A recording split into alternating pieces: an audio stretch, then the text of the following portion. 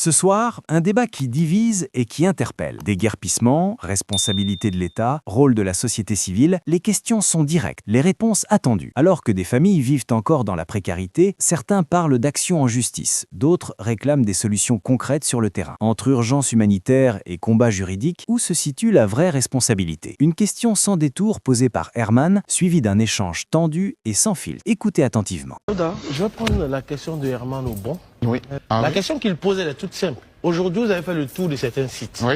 Vous parlez de ST en justice. Oui. Mais pendant que à Yopougon-Atier, c'est ça? Agban-Atier, Jesco, Boribana, des gens sont encore sous la pluie. Qu'est-ce que, au-delà d'ST en justice, qu'est-ce que vous avez fait concrètement pour que ces personnes-là puissent avoir ne serait-ce qu'un minimum de confort? Parce que, à regarder votre acte, ça ressemble à de la récupération politique que vous ne pouvez pas dire. Mais je suis désolé. Il va répondre. Je suis désolé, cher ami. Pourquoi? Mais c'est pas à moi qu'il faut demander cela. Non, mais c'est pas une question. Non, je viens. Ok, J'ai compris votre question. Mais l'État casse. Vous voyez l'État, vous me demandez à moi, société civile, qu'est-ce que je fais pour que ces personnes que l'État a jetées dehors soient sous la pluie? Non, je viens. Tout à l'heure, permettez-moi. Je vous le permets. Mais c'est juste pour vous relancer, si vous permettez. Tout à l'heure, vous parlez de Pichorik Balé, comment on appelle ça, des femmes juristes et autres. Qu'est-ce que concrètement, quel est le bidon d'huile, le pack d'eau que vous avez avoir moins à manger? Mais cher ami, vous êtes à côté de la plaque. Non, pas du tout. Nous ne sommes pas des organisations humanitaires. Transportant de l'argent, transportant des vivres. Il faut faire la part des choses. Nous sommes des organisations de défense des droits de l'homme. Les droits des personnes ont été violés.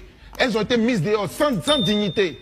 Sans personne humaine. Mais vous, s'il vous plaît. D'accord. La Constitution. Le président de la République, qu'est-ce qu'il a dit après le Conseil des ministres? Il faut faire l'action avec solidarité et humanisme. Ça veut dire quoi? Ça veut dire que l'action a manqué de solidarité, elle a manqué d'humanisme. Et puis vous me dites à moi, c'est moi qui suis l'État? C'est moi qui ai cassé? Oui, moi je vais demander. Oui, c'est ma dernière intervention. Je vous en prie. Si vous n'avez pas cassé, oui, et que vous voulez aider des gens, oui, pour que l'État répare ce qu'il a gâté. Mais en attendant que l'État répare ces personnes, les remettre dans leurs droits, qu'est-ce que ces personnes-là font pour vivre?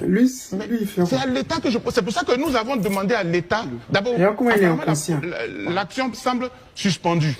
Parce que ça veut dire, suspendre même là, c'est respecter les victimes. Très bien. Très bien. On va permettre à notre cher Olivier Boulbo qui vous écoutait avec... Ah oui, non, mais... Oui, non, moi je permets, avant que je ne pose la question, juste un petit commentaire sur ce qu'on a entendu. Moi, je voudrais juste dire à l'endroit de Daouda que c'est comme si tu me disais, nous qui passons notre temps les soirs ici à parler de la question du déguerpissement, après avoir fini de parler, qu'est-ce qu'on fait? Pourquoi on ne va pas à Yopougon pour donner des bidons d'huile? Pourquoi on ne va pas à Yopougon pour faire truc? Mais c'est parce que vous ne l'avez pas fait que moi je ne l'ai pas fait. On parle de ça parce que justement on estime que c'est notre rôle en tant que journaliste de porter l'information pour qu'elle atteigne la cible en réalité. C'est-à-dire les autorités pour qu'elles prennent les résolutions, les décisions qui vont avec. Donc chacun à son niveau fait son travail. La question que je voulais poser, quand vous dites par exemple est l'État en justice, déjà moi je veux savoir, est-ce que vous avez connaissance d'un précédent qui s'est réalisé où effectivement l'État a été condamné, ou bien vous voulez juste le faire pour le symbole? Non mais il y a eu le cas de même Koumassi. Okay. Monsieur Bictogo, autant pour moi, Monsieur Bictogo. Monsieur Bakongo est le maire. Actuellement, le dossier n'est pas fini puisque en première instance, la mairie a été condamnée. Donc ça existe. En Afrique, en général, on considère que l'État est tout puissant. On ne veut pas attaquer l'État.